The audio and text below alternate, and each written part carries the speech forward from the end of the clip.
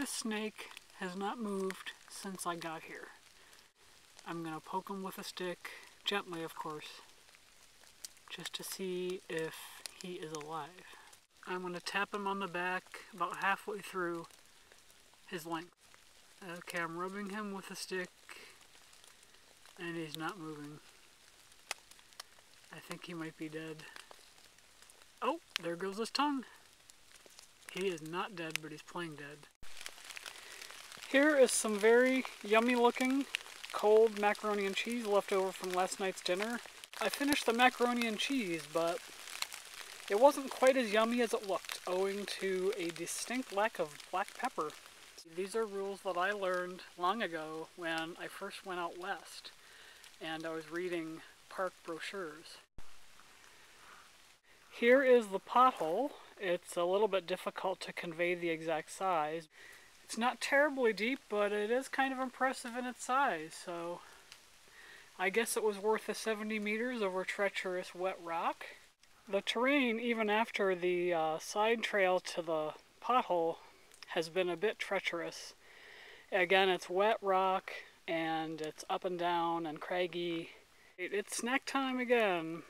Yeah, I get hungry. Often. I am enjoying it. Maybe I'll be good and only eat half, but we'll see. Nice view, huh? I think you can see what I mean when I say this is treacherous. It's not quite straight down, but it's pretty much down. As you can see from below, it kind of looks like it's straight down. That's what I came down, and it was pretty easy. Anytime you're hiking on the Bruce Trail and you're out near the escarpment's edge, this is the kind of view you are treated to. You get to see the very beautiful water below, and in this case, the fall colors. Looks like a nice pebble beach down there. There aren't too many sand beaches on the Bruce Peninsula. I have to admit, hiking this trail alone, well, it's had its moments, has gotten a bit lonely. Here's a nice example of nature in action. I have finally arrived at Devil's Monument. My goodness, it is about time. This has been a long hike. Devil's Monument is also known as Devil's Pulpit. It's basically known as a flower pot type formation. It's a stack.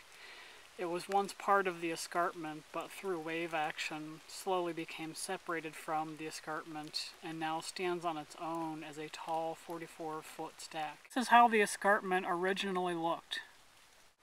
After a fair amount of wave action, this was the cross section. This shows how the rock looked when it was finally separated from the escarpment, but still attached to the base. This is a diagram of how it currently looks. These are some stairs that apparently lead down to the bottom of the escarpment. Said stairs just sort of end. Instead, I'll just show you what I can see from here.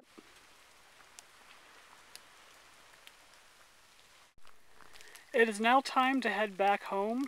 I have a somewhat long way to go, but I'm hoping to take some shortcuts by way of a road.